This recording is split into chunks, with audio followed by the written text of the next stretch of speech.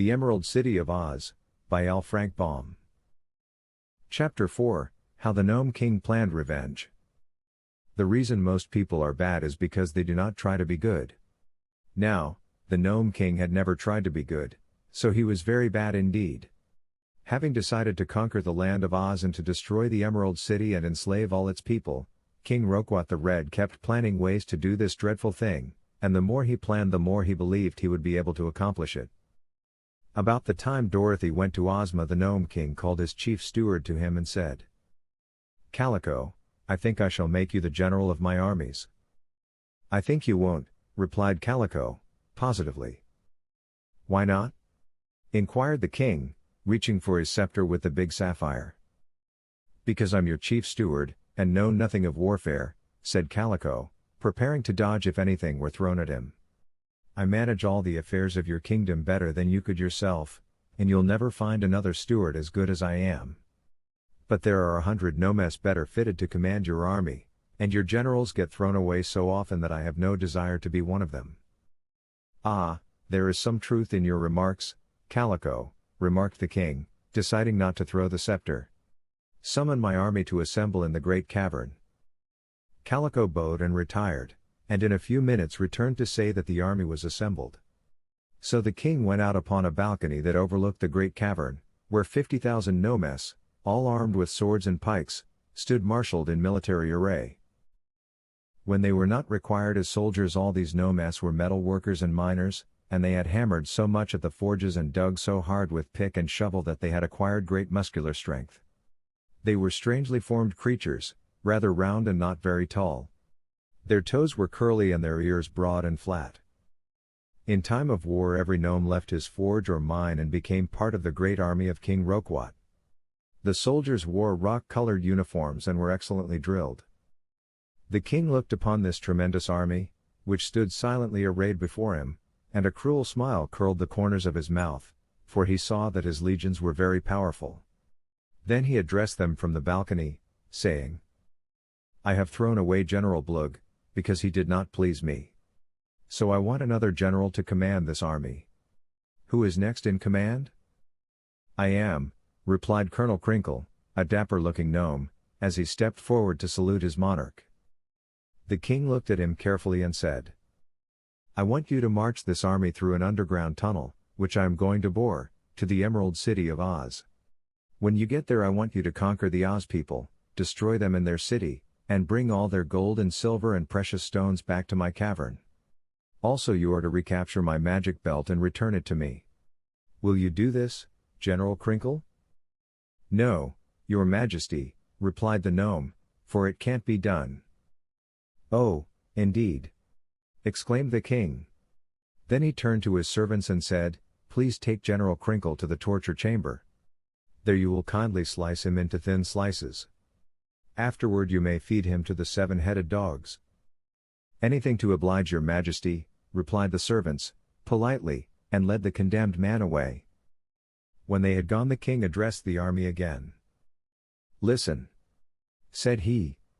"The general who is to command my armies must promise to carry out my orders. If he fails, he will share the fate of poor Crinkle. Now, then, who will volunteer to lead my host to the Emerald City?" For a time no one moved and all were silent. Then an old gnome with white whiskers so long that they were tied around his waist to prevent their tripping him up, stepped out of the ranks and saluted the king. "I'd like to ask a few questions, your majesty," he said. "Go ahead," replied the king. "These Oz people are quite good, are they not?" "As good as apple pie," said the king. "And they are happy, I suppose?" continued the old gnome. "Happy as the day is long," said the king. "And contented and prosperous?" inquired the gnome. "Very much so," said the king. "Well, your majesty," remarked he of the white whiskers, "I think I should like to undertake the job, so I'll be your general. I hate good people, I detest happy people, I'm opposed to anyone who is contented and prosperous. That is why I am so fond of your majesty. Make me your general and I'll promise to conquer and destroy the Oz people. If I fail, I'm ready to be sliced thin and fed to the 7-headed dogs." "Very good. Very good, indeed. That's the way to talk," cried Roquat the Red, who was greatly pleased. "What is your name, General?" "I'm called Guph, Your Majesty."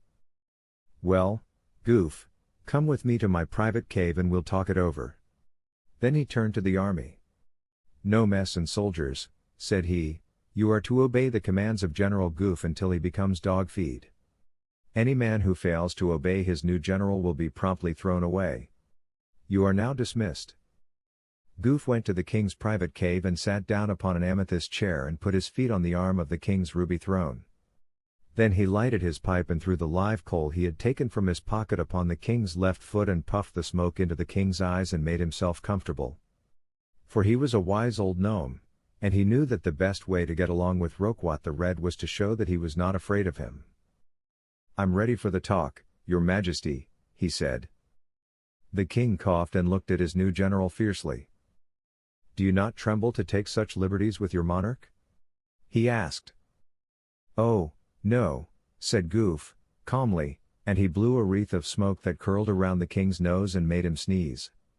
"You want to conquer the Emerald City, and I'm the only gnome in all your dominions who can conquer it. So you will be very careful not to hurt me until I have carried out your wishes. After that—" "Well, what then?" inquired the king. "Then you will be so grateful to me that you won't care to hurt me," replied the general. "That is a very good argument," said Roquat. "But suppose you fail?" "Then it's the slicing machine." "I agree to that," announced Guph. "But if you do as I tell you there will be no failure. The trouble with you, Roquat, is that you don't think carefully enough." "I do. You would go ahead and march through your tunnel into Oz, and get defeated and driven back. I won't. And the reason I won't is because when I march I'll have all my plans made, and a host of allies to assist my nomes." "What do you mean by that?" asked the king. "I'll explain, King Roquat. You're going to attack a fairy country, and a mighty fairy country, too. They haven't much of an army in Oz, but the princess who rules them has a fairy wand, and the little girl Dorothy has your magic belt, and at the north of the Emerald City lives a clever sorceress called Glinda the Good, who commands the spirits of the air. Also I have heard that there is a wonderful wizard in Ozma's palace, who is so skillful that people used to pay him money in America to see him perform. So you see it will be no easy thing to overcome all this magic." "We have 50,000 soldiers," cried the king, proudly. "Yes, but they are no mess," remarked Guph, taking a silk handkerchief from the king's pocket and wiping his own pointed shoes with it. "No mess are immortals, but they are not strong on magic. When you lost your famous belt the greater part of your own power was gone from you. Against Ozma you and your nomes would have no show at all." Roquat's eyes flashed angrily. "Then away you go to the slicing machine," he cried. "Not yet," said the general, filling his pipe from the king's private tobacco pouch. "What do you propose to do?" asked the monarch. "I propose to obtain the power we need," answered Guph. "There are a good many evil creatures who have magic powers sufficient to destroy and conquer the land of Oz. We will get them on our side, band them all together, and then take Ozma and her people by surprise. It's all very simple and easy when you know how. Alone we should be helpless to injure the ruler of Oz, but with the aid of the evil powers we can summon we shall easily succeed." King Roquat was delighted with this idea, for he realized how clever it was. "Surely, Guph, you are the greatest general I have ever had," he exclaimed, his eyes sparkling with joy. "You must go at once and make arrangements with the evil powers to assist us, and meantime I'll begin to dig the tunnel." "I thought you'd agree with me, Roquat," replied the new general. "I'll start this very afternoon to visit the chief of the Whimsies.